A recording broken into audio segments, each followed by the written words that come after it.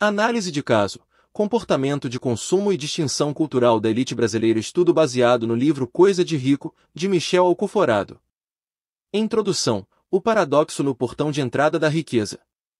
O encontro em Miami, um estudo de estranhamento cultural. O ponto de partida desta análise é um encontro fortuito no aeroporto de Miami, um evento que serviu como catalisador para revelar um profundo estranhamento cultural e levantar a questão central sobre os códigos da elite brasileira. O autor, em uma pausa de sua rotina exaustiva no Canadá, deparei-me com Mário Jorge e Claudete, um casal brasileiro cuja interação com as normas americanas expôs um paradoxo gritante. Para os oficiais de imigração e funcionários locais, o comportamento do casal era incompreensível. Para eles, a reação americana era absurda. Compreender a natureza desse choque é fundamental para decifrar as complexas dinâmicas de status, consumo e identidade que definem a riqueza no Brasil. O incidente na imigração, there is no sense. O primeiro confronto ocorre na imigração. Os oficiais americanos, acostumados a protocolos e expectativas claras, ficam perplexos diante de um casal que chega para uma estadia de 15 dias sem nenhuma mala. A intenção declarada, vamos comprar tudo por aqui, quebrava a lógica funcional da viagem, gerando suspeita. Para Mário Jorge e Claudete, a situação era um ultraje. No país que se projeta como o epicentro do consumo, como poderiam ser penalizados justamente por sua disposição de gastar milhares de dólares? A reação de Claudete, ao desabafar com o marido, encapsula perfeitamente o conflito. Nada mais faz sentido, Mário Jorge, ela reclamou. There is no sense, ela mesma se traduziu, num esforço para articular sua frustração nos códigos recém-aprendidos. A mentalidade de consumo brasileira, onde a capacidade de compra é uma afirmação de poder e liberdade, colidia frontalmente com as normas pragmáticas e regulatórias americanas. Para o casal, a América Real falhava em corresponder à promessa vendida por Hollywood. A batalha pelo Porsche, símbolos de status e afirmação social. O estranhamento cultural se intensifica na locadora de veículos. O episódio transcende uma simples frustração de consumidor, ele revela os mecanismos de afirmação social da elite emergente brasileira. Mário Jorge não queria apenas um carro, ele exigia um Porsche vermelho, um símbolo específico de sucesso e poder que havia reservado do Brasil. Sua fúria ao ser informado da indisponibilidade do modelo não era apenas sobre a quebra de contrato, mas sobre a negação de um rito de passagem. A exibição ostensiva de riqueza, a carteira deformada por notas de $100, os múltiplos cartões de crédito Black e o relógio gigante em seu pulso, acompanhando uma camisa da Ralph Lauren com um imponente cavalo no peito, funcionava como uma performance para validar sua posição. A demanda por símbolos de status tão específicos e a reação violenta à sua ausência são os primeiros indícios de como a identidade social dessa elite está atrelada à aquisição e exibição de coisas de rico. A pergunta fundamental: o que define a riqueza no Brasil? A dissonância entre sua percepção e a dos funcionários da locadora solidifica a questão central do estudo. Enquanto o autor, com suas origens de classe média, via Mário Jorge e Claudete como metidos à besta, possivelmente vivendo de crédito, o gerente José os classificava de forma enfática: eles são ricos de verdade, precisamente por seu comportamento exigente e pela exibição de poder financeiro. Em um confronto direto que estabeleceu seu status de forasteiro, ele se virou para o autor e perguntou: o senhor não é rico, é? Não, o autor respondeu. Logo se vê. Tá na cara, ele concluiu. Tá na cara ou no bolso, o autor se perguntou, refletindo sobre aquela dissonância. É essa perplexidade que formula a pergunta fundamental que guiará toda a análise: o que faz um rico, rico no Brasil? A resposta não está em planilhas financeiras, mas nas batalhas culturais travadas para definir e proteger as fronteiras da distinção. A batalha pela distinção, fronteiras simbólicas e marcadores sociais. Construindo os muros invisíveis. Para além da acumulação de capital financeiro, a principal energia da elite brasileira é gasta na construção e manutenção de fronteiras simbólicas. Trata-se de uma batalha pela distinção, um trabalho contínuo para demarcar quem pertence aos de dentro e quem está do lado de fora. Essa guerra não é travada com armas, mas com códigos de comportamento, estilos de consumo e narrativas de pertencimento, cujo objetivo é erguer muros invisíveis que separam os diferentes estratos da elite entre si e do resto da sociedade. O conquistador versus o self-made man. A mentalidade que impulsiona a ascensão social no Brasil difere radicalmente do mito americano do self-made man. Enquanto o empresário americano narra sua trajetória como uma construção racional e puritana de um império, o emergente brasileiro se vê como um conquistador. A ascensão é percebida como a tomada de algo que já existe, privilégios, bens e espaços, e que precisa ser ostentado como símbolo de poder e dominação. A trajetória de Mário Jorge e Claudete, desde a modesta padaria no subúrbio até o luxuoso duplex na Barra da Tijuca, ilustra essa lógica. A riqueza não foi construída, foi conquistada, e seus frutos, as roupas de grife, os carros importados, as viagens, são os troféus dessa conquista, exibidos para validar sua nova posição social. Perfis de elite, o grito e o sussurro. A batalha pela distinção manifesta-se de maneiras distintas entre os segmentos da elite. A elite emergente e a elite tradicional, embora ambas ricas, utilizam códigos e estratégias opostas para afirmar seu lugar. Elite emergente, ex, Mário Jorge e Claudete. O consumo é ostensivo e focado em marcadores visíveis de poder de compra. Logotipos gigantes, Calvin Klein, Prada, dinheiro em espécie e relógios imponentes são usados para comunicar status de forma imediata e inequívoca. A validação é externa e busca impressionar um público amplo. A necessidade é de gritar o dinheiro que se tem para os de fora. O consumo funciona como uma ferramenta para validar publicamente a nova posição social conquistada, provando que se ascendeu e agora se pode adquirir as coisas de rico. A validação vem da aquisição e exibição de coisas de rico em contextos de consumo massivo, como outlets em Miami. O reconhecimento é medido pela capacidade de consumir o que é socialmente percebido como um bem de luxo. Elite tradicional, ex, Olivia e os diplomatas.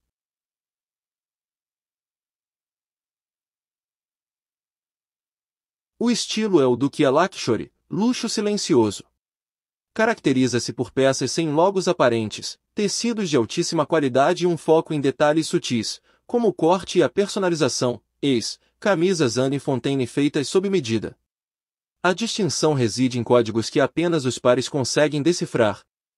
O interesse é em sussurrar quem se é para os de dentro. A validação não vem do poder de compra, mas do pertencimento a um círculo exclusivo. O consumo é uma forma de reforçar laços e comunicar identidade através de referências culturais e estéticas compartilhadas. A validação vem do berço, do sobrenome e da circulação em espaços altamente restritos e exclusivos, como o Country Club ou as páginas do livro Sociedade Brasileira. O pertencimento é percebido como inato, desde sempre, e não como algo que pode ser comprado. Finja costume, a ferramenta de exclusão. A expressão nativa finja costume, dita por Claudete o autor, é mais do que um conselho de comportamento, é uma sofisticada ferramenta de exclusão. O episódio ocorreu durante um almoço em Palm Beach. Contrariando o ímpeto do casal, o autor havia escolhido uma mesa no interior refrigerado de um restaurante. Claudete imediatamente me repreendeu, movendo-nos para a varanda para ver o movimento, os carrões, essa gente bonita daqui. Diante de sua aparente inaptidão social, ela disparou o comando. A expressão é utilizada para demarcar uma fronteira simbólica no exato momento em que ela é ameaçada. Ao dizer isso, o falante informa ao interlocutor que seu comportamento o denuncia como um estranho, alguém que não partilha dos mesmos códigos e valores. É uma forma sutil, porém poderosa, de reforçar a hierarquia social. O caso Eike Batista, quando o capital não compra o pertencimento. O caso de Eike Batista ilustra de forma contundente como o capital financeiro, por si só, é insuficiente para garantir a aceitação no círculo da elite tradicional. Apesar de ter sido um dos homens mais ricos do mundo, seu nome jamais foi incluído no seletivo livro Sociedade Brasileira. A razão não foi financeira, mas comportamental. Ao romper o noivado com Patrícia Leal, a Patricinha original, como a batizou o colunista social Zósimo Barroso do Amaral, e portanto uma de dentro, para se casar com Luma de Oliveira, uma figura pública vista como de fora, Eike violou o pacto tácito de separação das elites. Ele misturou mundos que deveriam permanecer apartados, implodindo o esforço de gerações para manter a integridade de suas fronteiras simbólicas, e como consequência, sofreu a pena capital, a exclusão. Para proteger essas fronteiras de transgressões como a de Eike, as elites desenvolveram mecanismos de triagem ainda mais sofisticados, verdadeiros testes de reconhecimento para identificar quem pode ou não cruzar seus portões. Mecanismos de gatekeeping, os testes de reconhecimento. A triagem dos estrangeiros. Para manter a integridade de seus círculos, a elite brasileira emprega uma série de testes de reconhecimento, táticas pragmáticas e muitas vezes implícitas usadas para identificar e barrar a entrada de estrangeiros. Esses testes não são exames formais, mas sim interações sociais cuidadosamente orquestradas para avaliar o capital cultural, social e temporal de um indivíduo. Seu próprio fracasso em superar esses desafios iniciais não apenas dificultou seu acesso, mas também revelou a natureza sutil e eficaz desses mecanismos de gatekeeping. Os 3 testes fundamentais. A seguir, são detalhados os 3 principais testes de reconhecimento observados, que funcionam como filtros sequenciais para avaliar o pertencimento de um indivíduo ao universo da elite. O teste da ocupação. A agenda como símbolo de importância. Este teste avalia o grau de ocupação diária como um marcador direto de importância e status. No Brasil, ao contrário da noção de ócio conspícuo de Veblen, a ociosidade é historicamente associada à vadiagem e à marginalidade. Portanto, uma agenda perpetuamente cheia e a indisponibilidade constante são performadas para filtrar quem merece acesso. O caso do empresário Adolfo, que postergou indefinidamente um encontro, e o do executivo que possuía 3 secretárias para gerenciar diferentes esferas de sua vida, ilustram como a falta de tempo é usada como uma barreira. As secretárias, nesse contexto, atuam como verdadeiras guardiãs, negando acesso a quem não é considerado ocupado e, portanto, importante o suficiente. O teste do jogo de cena, mise-en-scène. A performance do poder. Este teste mede a capacidade de um estranho de se inserir em uma performance social controlada. Seu encontro com Roberto Macri é um exemplo emblemático. Macri orquestrou uma mise-en-scène completa, o silêncio inicial, a coreografia perfeitamente ensaiada com a empregada Zoleide e o cenário imponente de sua mansão foram usados para estabelecer uma hierarquia clara e me colocar na posição passiva de espectador. O objetivo era testar se o visitante conseguiria entrar na cena como um igual, decodificando os sinais e encontrando uma forma de participar do roteiro sem quebrar o protocolo. Sua incapacidade de fazê-lo resultou em sua desqualificação imediata. O teste das iscas e da prontidão, decodificando sinais e recursos. Este é o teste final e mais complexo, que utiliza uma série de iscas para avaliar o grau de inserção e a disponibilidade de recursos. O vernissage na casa do artista Pedro serviu de palco para 3 etapas sequenciais.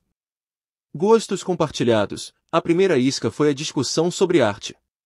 Consegui navegar por este teste inicial ao demonstrar um conhecimento, mesmo que superficial, sobre artistas e obras valorizadas por aquele círculo, como Tunga, Lígia Clark e Adriana Varejão.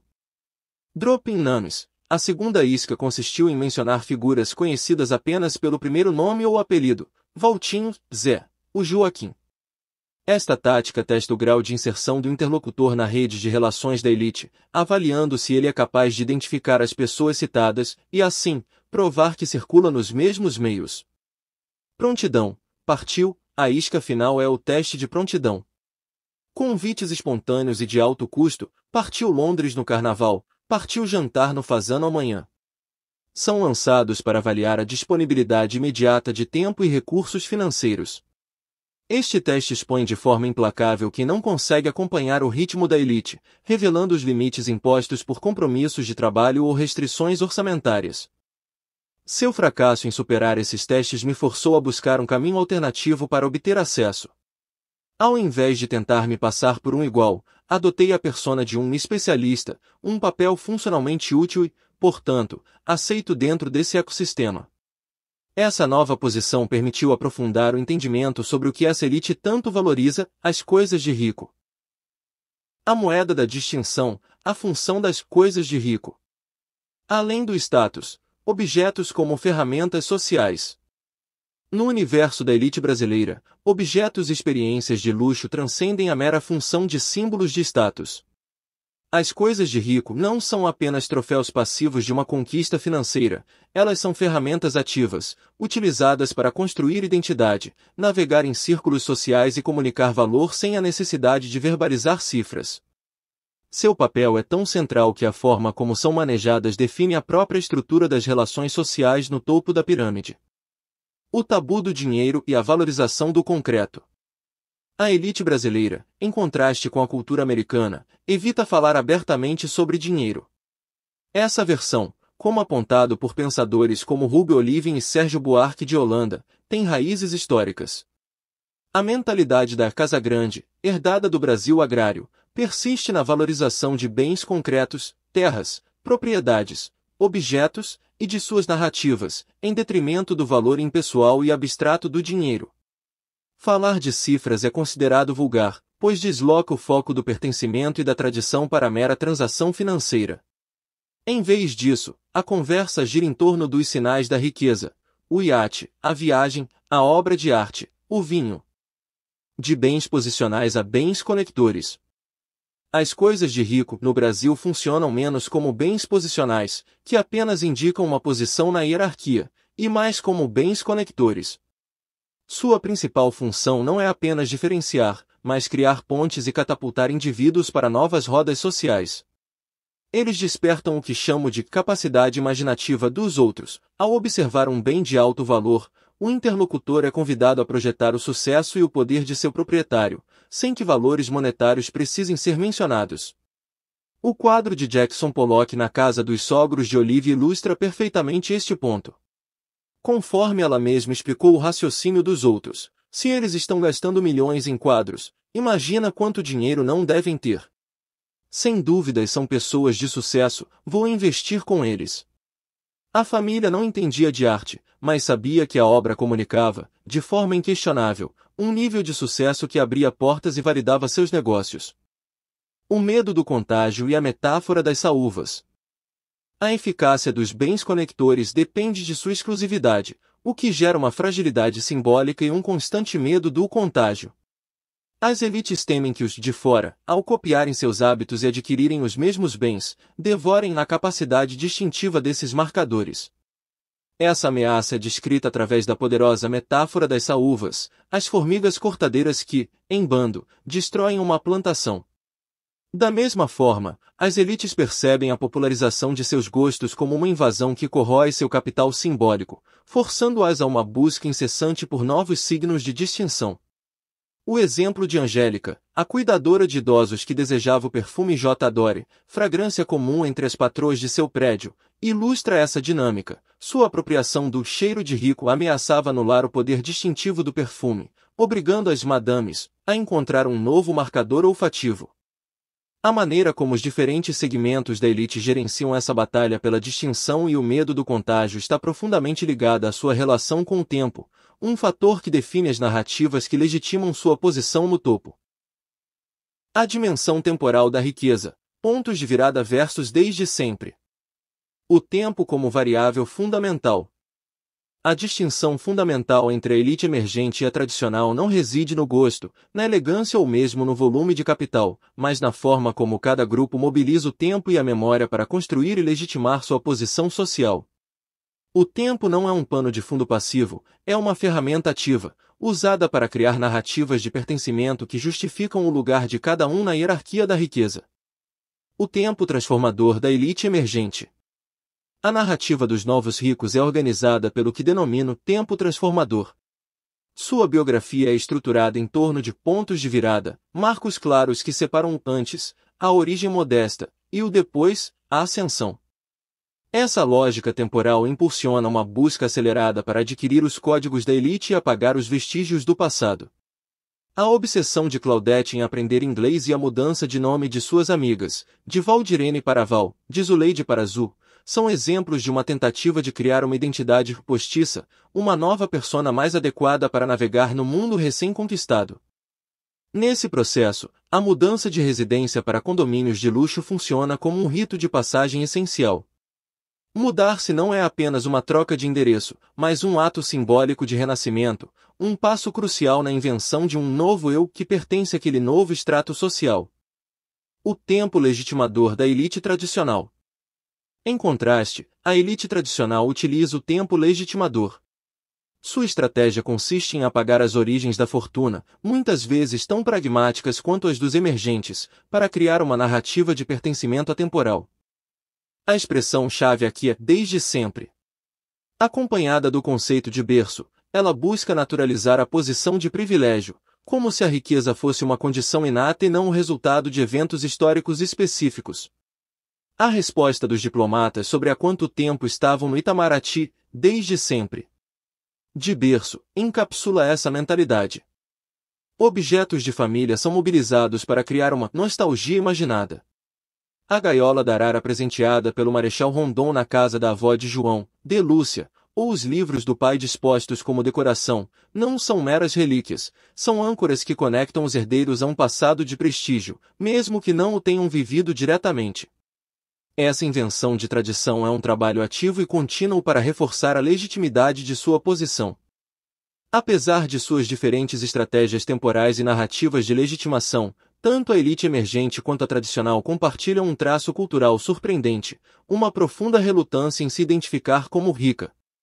Esse paradoxo revela o axioma central que governa a percepção da riqueza no Brasil. Conclusão: o axioma da riqueza relacional.